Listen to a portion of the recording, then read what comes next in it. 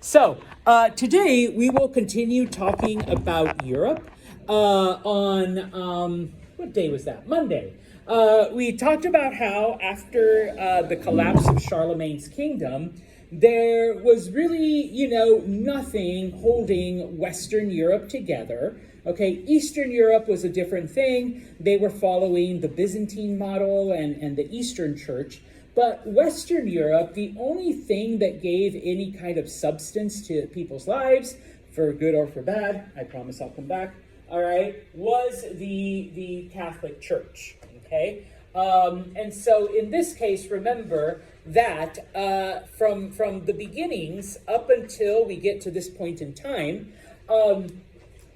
things were centered around the monastery because even though the knowledge was gone, the Catholic Church kept it hidden away in faraway places, okay? By the 1200s, we begin to see the church becoming an everyday part of people's lives. We see rising in new orders like the Franciscans and the Dominicans. We'll talk about some of those other things. The church began to set up universities. And so because of this lack of government, because of this lack of structure, it was the Catholic Church that provided all of that for the people. Okay, now, it also provided a couple other things, all right? The Crusades. What were they? Okay, well, once again, unfortunately, those of you that had me before, and I had to skip over the rise of Islam, hopefully those of you that had other 101 teachers were able to cover it in some extent.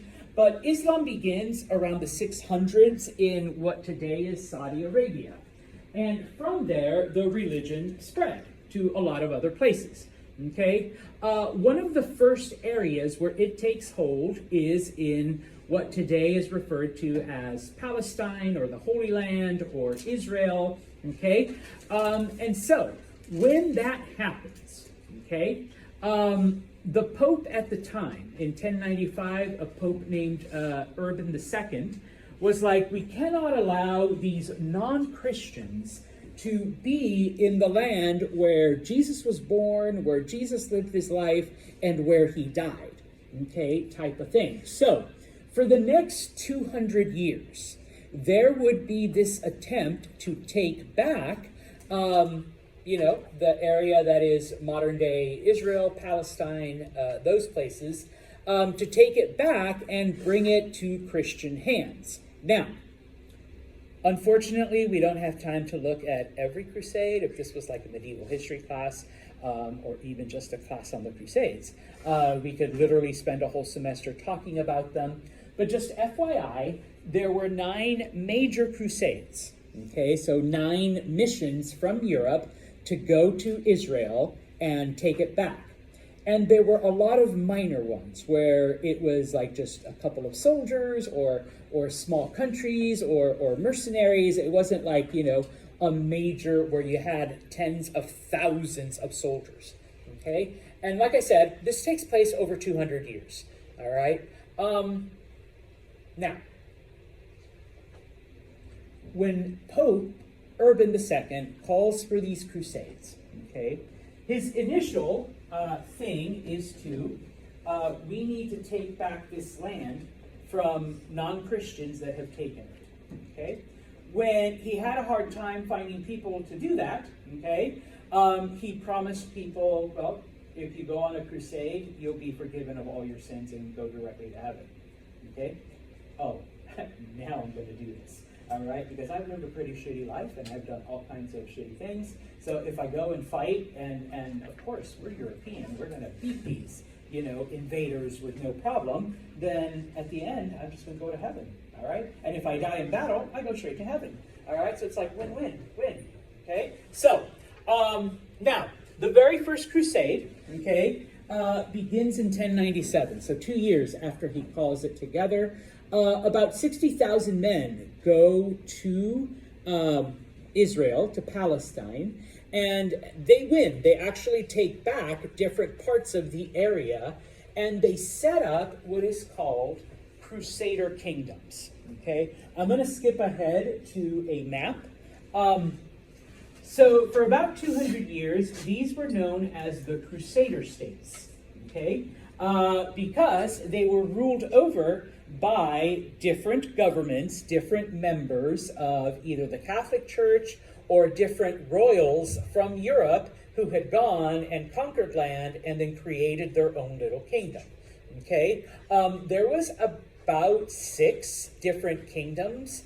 Some of them, bigger than others, more powerful than others. So even though your map kind of lumps them together, there were actually separate governments within there. Okay, the most important one being the one that surrounded Jerusalem. Okay, now the rest of the Crusades were basically because the Muslims would counterattack and they would take land back.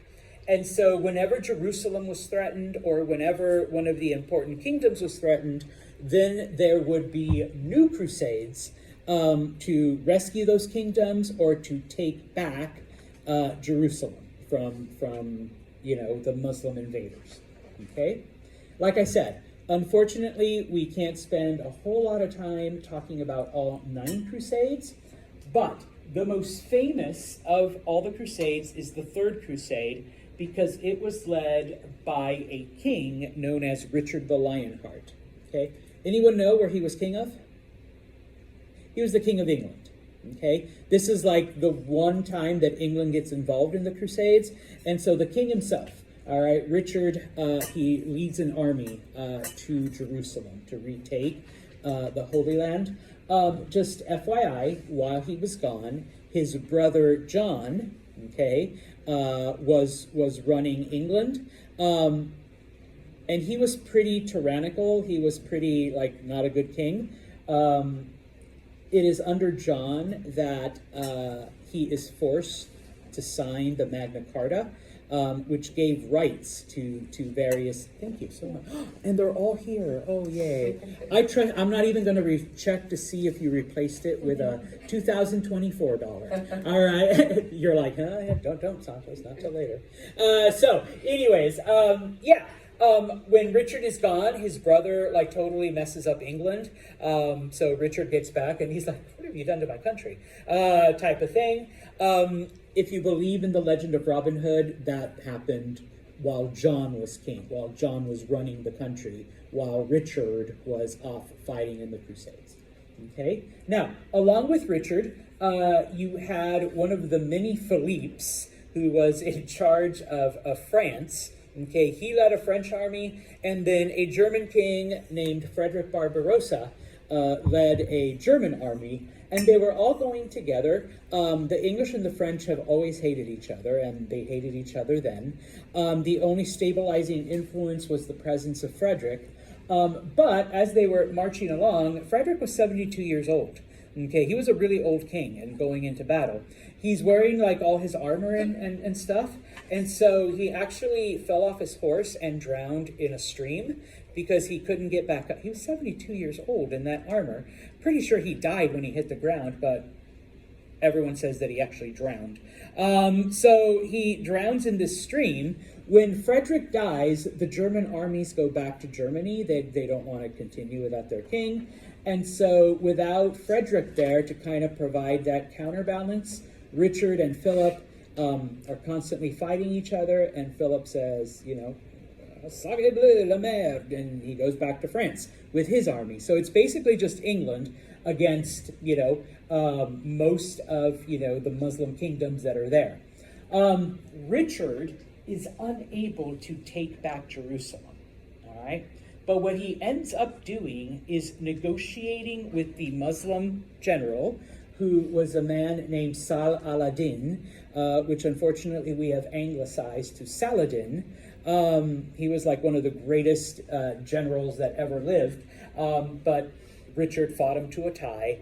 And basically he comes to an agreement with Saladin that Christian missionaries will be able to go to Jerusalem, do their thing, their prayers, their worship, honor Jesus, all of that stuff, in safety, okay? And Saladin guarantees their safety, all right?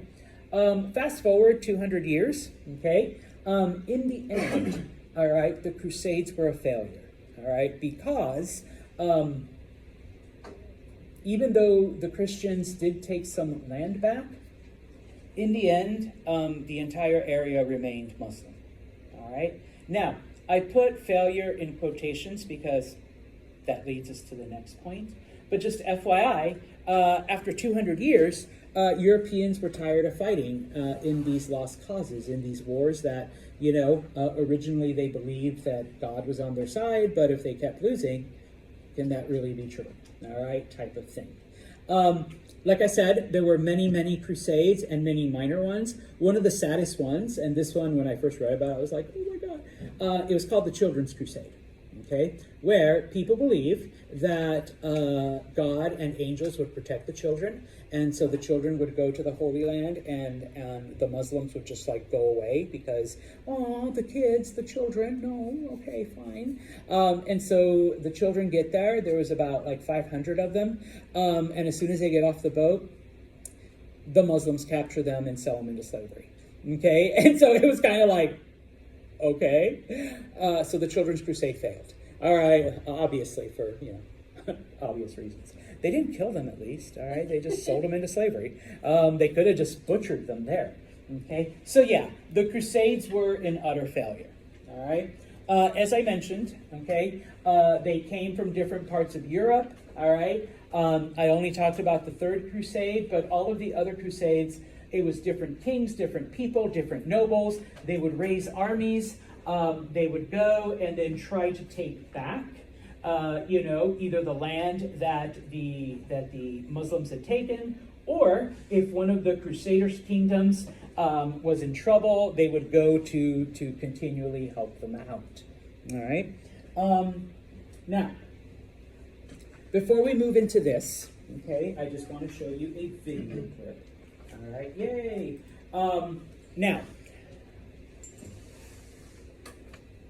the last Christian stronghold in 1299 was the city, I always said Acre, but it's Acre, okay, the city of Acre.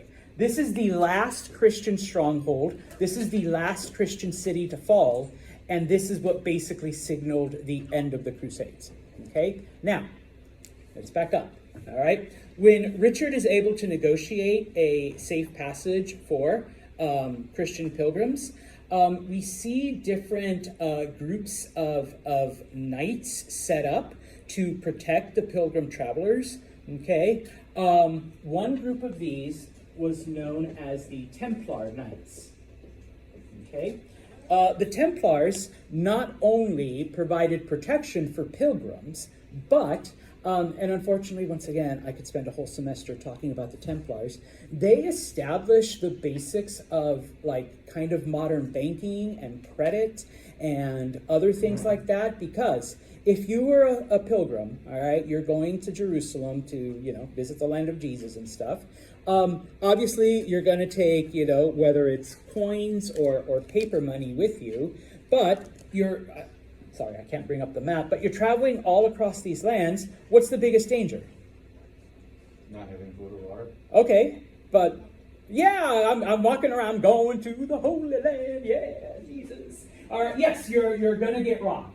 Okay, and so what the Templars would do, in addition to providing physical protection and all of that, I would go to the Templar either temple or stronghold or whatever the name was. Okay, we have our head Templar and say, I'm going to the Holy Land. Okay, here are $4. Okay, I don't want to carry it with me, but I'm depositing it to you. And then the Templar clerk would write out, Mr. Santos left $4 at the Templar Temple in Paris. In Paris. Sorry, Paris. Boom. Okay, so then I go with my note that I have $4. Okay. La la la la la. Oh, you know what? I'm going to stop in Rome and relax because we've been traveling. Okay. Hey, Templar Temple in Rome. Here's this. It says I have $4. Could I have $1 so I can, eat, drink, get drunk, couple of babies. Yeah. All right. So she gives me the $1, and then I go do my thing in Rome, whatever, and then I keep traveling, and eventually I get to Jerusalem. All right. Hey, Templar person in Jerusalem. It says I have 250 because I spent money in Constantinople. So I've got 250. Yeah, can I have the money? And then I'm gonna go visit the temple, worship with you all, pray, go see the Jesus walk. So gives me my 250, and there you go. Okay. Banking, also a type of credit card because I have money secure wherever I go to. Just like you can go to any ATM of your own bank, no fees, or any regular thing, okay? And yeah, all right, so the Templars did that kind of stuff. And so they would also lend money to people, like okay, I only have $4, but that trip to Jerusalem, Constantinople is crazy. It's like Vegas, okay? I'm done. And she's like, okay, we'll take your $4 and we'll lend you $8. So you'll have $12 for your whole journey. Okay, so she writes the note, he left $4, he lent him $8, total $12, and then I can do, I have lots of money now, give me $3, all right? I'm going to spend it on wine and beer and all kinds of stuff in Rome, all right? So yes, okay, they established that system, all right? Did they charge interest? Yes, they did, of course. You don't do it out of the goodness of your heart. We're Christian, not stupid, no. So yes, okay? They just assumed you were. It was a different time, much different time. And the fact that it would probably have the signature of a very important Templar and also a seal that could not be replicated. In some cases, obviously, they would, do something like this. They would do wax and then they would put a seal. And so when the Templar temple in Rome would open it, they'd break this and they'd say, oh yeah, the seal is sealed. So they'd break it, and then once she gave me whatever I needed, they would draw up a new note saying, $12.50 now, you just got, $3.50 from us. And then they would once again reseal it, do the wax, put a seal on it. So when I went to the next temple, they could see that, it's actually still intact. But most of the time, no offense, people weren't that devious, at least not back then. They were a bit more honest. Didn't the robbers on the trails take the Templar notes? Yes, they could. And so that's why there were also Templar knights along the way to provide the actual physical protection. Okay? Now, any other questions? Like I said, I could spend weeks on the Templars.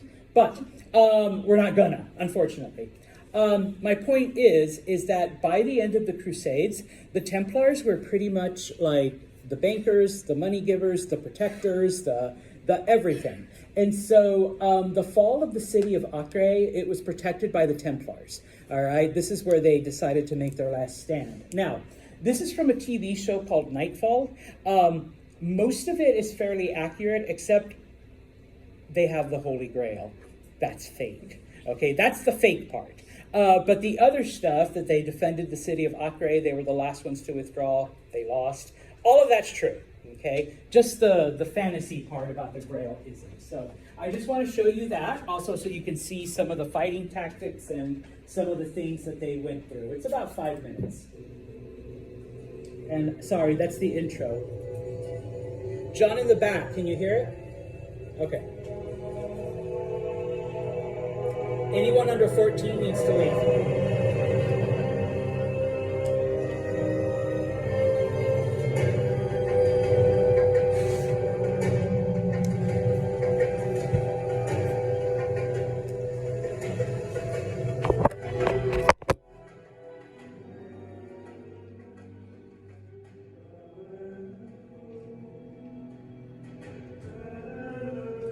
The city had been under siege for 45 days. Or I don't know what it just said. Master, the Sultan's emissary is off at the parley.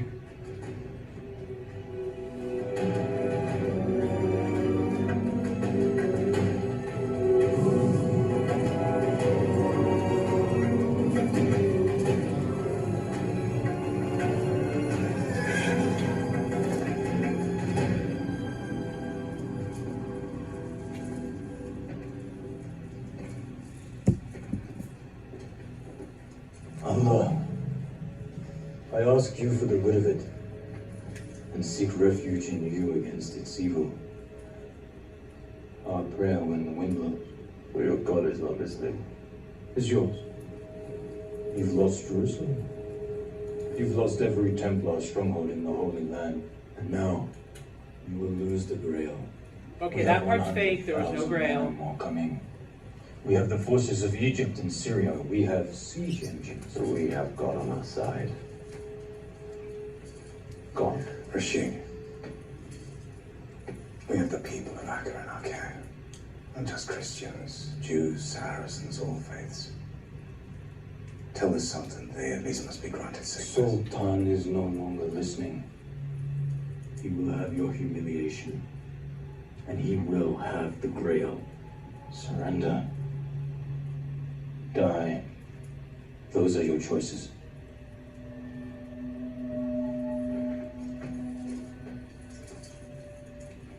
Let us die.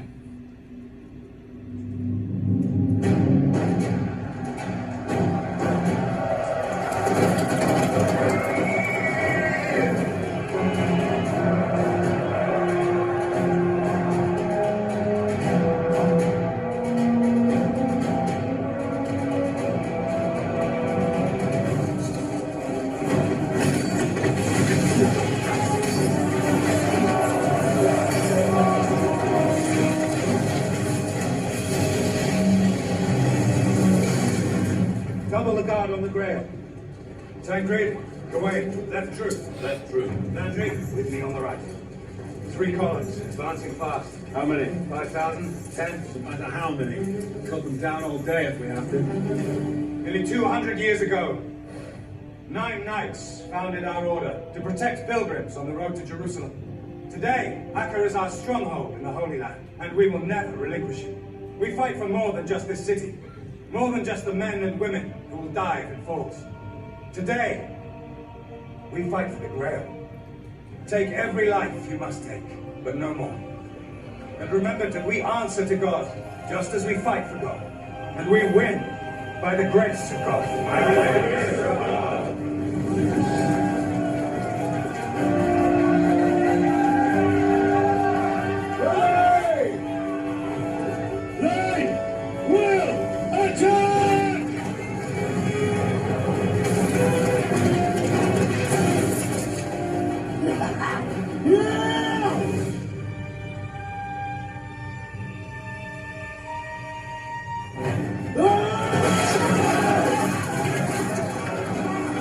First formation! Turn back! Finish them!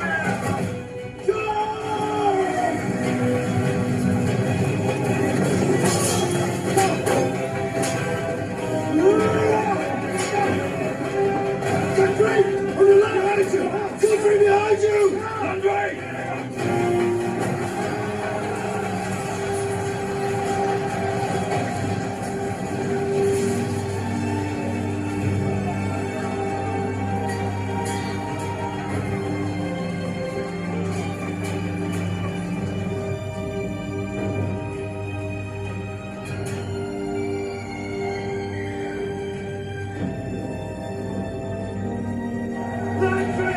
Get the Grail! We're not gonna stay and fight! There are too many of them!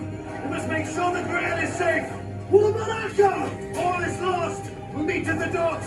Get the Grail! Now!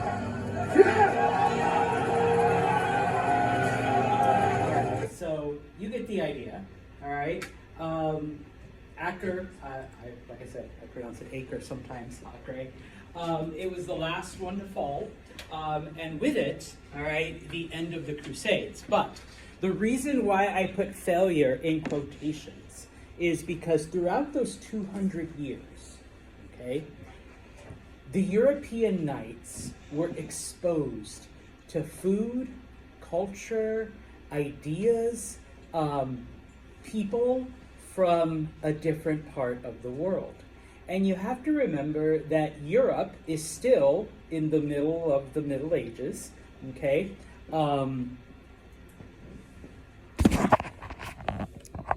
Throwing, their garbage on the streets, and you're sick because you have too much blood inside you, so let's cut a hole and let some of the blood out, or even better, let's put like a leech or two.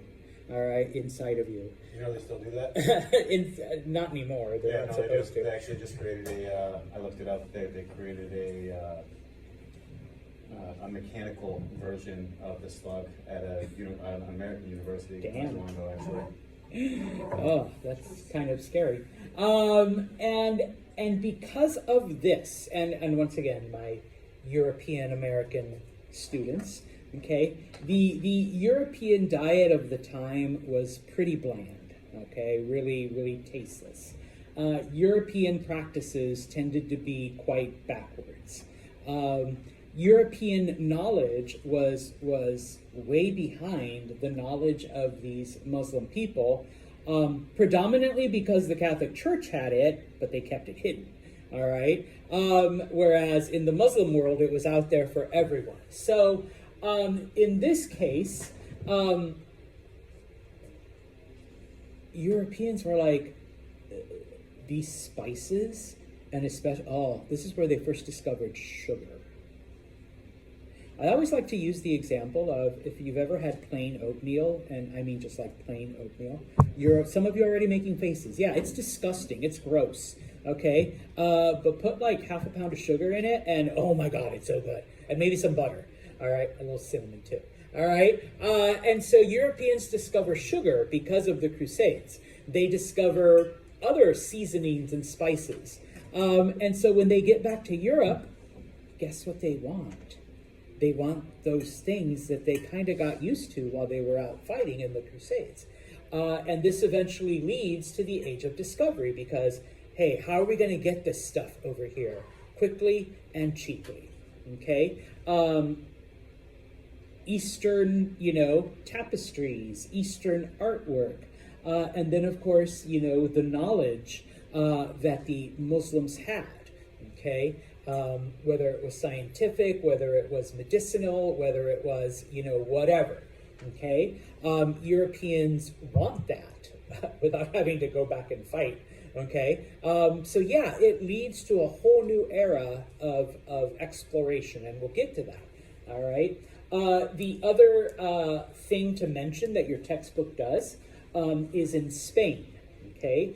While Muslims, were able to conquer the Holy Land, they were stopped by the Byzantine Empire from going too far and threatening Europe from that side. Unfortunately, though, Muslims swept across North Africa and they were able to invade Spain, cross over the Straits of Gibraltar, and in 711, okay, the Muslims conquered Spain, and they actually went through most of southern Europe. They were stopped in southern France by a French general and eventually turned back, okay? But it takes the Spanish almost 700 years. It isn't until 1492 that the last Muslim kingdoms are expelled from Spain. It takes about 700 years to completely push them out. And so this is like another area of crusade, I suppose. But the important part is that for 700 years, Muslims and Christians were living side by side. And much of the knowledge and many of the discoveries of the Muslim world, in addition to the returning crusaders, also entered Europe through Spain, okay? And this is just me. There's a couple of people in here who have I'm actually the Spanish teacher here, just FYI. No, you're not getting cheated. I do know, I also have a degree in history. But my primary, I was hired to teach Spanish. One thing about Spanish is that 30% of it is actually Arabic in origin. There are a lot of Spanish words that are very, very similar, if not identical, in Arabic, okay? And that's a result of this, all right? 700 years of Spanish and Arab people living side by side, okay? So it affects a lot of Europe in that way. Did Spanish Christians have to pay a jizya? They did. But of course, because little by little, Spanish Christians were pushing the Muslims out, okay, it didn't last as long. And actually, I think we do talk about the Inquisition when it comes to once all the Muslims were expelled, the Spanish Christians weren't content. They also threw out all the Jews too, and anyone else that didn't support, the Spanish king and queen or the Catholic Church. So, anyways, okay, let's look at Africa then. We've looked at the Crusades, we've looked at India, we've looked at China, okay. By this point in time, once again, we're talking about the 900 to about the 1200s, okay? By this point in time, North Africa is predominantly Muslim, okay? From Egypt all the way to the Atlantic coast, okay? Remember, okay, when we say sub-Saharan Africa, we are talking about Africa south of the Sahara Desert, okay? Now, there's really nothing in the Sahara Desert. It is desert, all right? No cities, no people. I mean, there's some, but so we can pretty much ignore that. But once we get to the other side, okay, people traveled the Sahara on camels, and they traded. From North Africa to Central Africa, and so this is how we see exposure not only to Islam, but also many of the things from Central Africa made it up to Northern Africa into some of the other Muslim kingdoms, okay? The first one that we just want to look at is known as the Mande Kingdom, okay, which existed in West Africa. It was one of the larger ones. It spread because of trade, okay? They were on those routes south of the Sahara Desert where these caravans would arrive with goods, with ideas, with products, all right? And so because of this, all right, the Mande was able to expand so that by the 1300s, they had established themselves along the coast, all right? And by this point, some European countries are now beginning to sail little by little onto the African coasts. So not only do the Mande have business dealings with, these people on the Atlantic, but they also have business dealings with these Muslim caravans that cross the desert. So they're becoming, fairly powerful and fairly wealthy, and they're able to expand more and more into the interior of Africa, okay? And so then just the map showing you, the greenish area is the Sahara Desert. I know it's weird. They should have painted it that beige color. But that's the desert, and it shows some of the major routes across it, because you couldn't get there. You just went out into the desert, you'd die. There were certain paths that you could take that would lead you to various oases and areas that had been set up for that. But at the very edge was the Mande. And of course, as time went on, the Mande were able to conquer the Mali and the Hausa and the Yoruba, and eventually they controlled most of West Africa because of this trade, okay, with the Muslim kingdoms to the north. And then eventually when Europeans begin to kind of head south along the ocean, they're able to trade with some of the European nations, okay? The Mali, I already mentioned them. It was another kingdom along West Africa, okay? They also participated in trade, okay?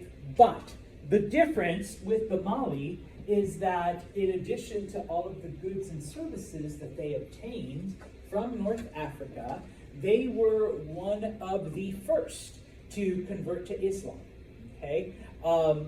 These traders were Muslim, and they brought their religious ideas with them. And so the Mali, like I said, were the ones that first became converted. And so the capital city of the Mali was Timbuktu. It wasn't just a commercial center, but it became the center of Islam in West Africa, okay? So another pretty important, expansion. In East Africa, you predominantly had the Swahili people.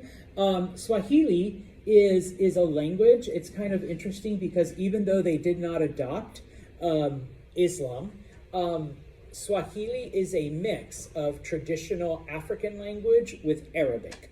All right, so it kind of blended together. Anissa surprised, yes. They used like Arabic grammar and some Arabic vocabulary and Arabic sentence structure, but it's an African language. Okay, so kind of like a weird coexistence. I promise I'll come back. The Swahili lived along the eastern coast of Africa, okay? Of course, because they were so close to Arabia, that's where they get the Arab influence from. But because of their location, and remember in the 900s we had that advance in boat making and navigation, the invention of the compass, okay? They are able to trade with India, with Arabia and Arabic peoples, all of the groups along the Persian Gulf, and eventually, you know, they make it pretty deep into Asia, okay? What did the Swahili trade? On that side of Africa, there was a lot of gold, okay? What is gold good for? Current, yes, money. All right, and so it wasn't so much trade as they went and bought things with all of this gold that they discovered. There's also quite a bit of ivory. Do y'all know what ivory is? Not the soap. From the whales, or tusks of elephants. Yes, big elephant teeth. All right, the tusks, not the teeth. All right, yes, okay. Unfortunately, modern times, in order to get it, people just kill the elephant and abandon it and just take the ivory. Please don't hate me. Ivory's really pretty. I've seen some ivory stuff, and it is gorgeous. And so even people back then knew its worth and its value, so they could get quite a bit for ivory. And then, of course, slaves. The Swahili enslaved other Africans and would sell them into slavery, you know, and bring different goods back to Africa for it. Okay? Let's see.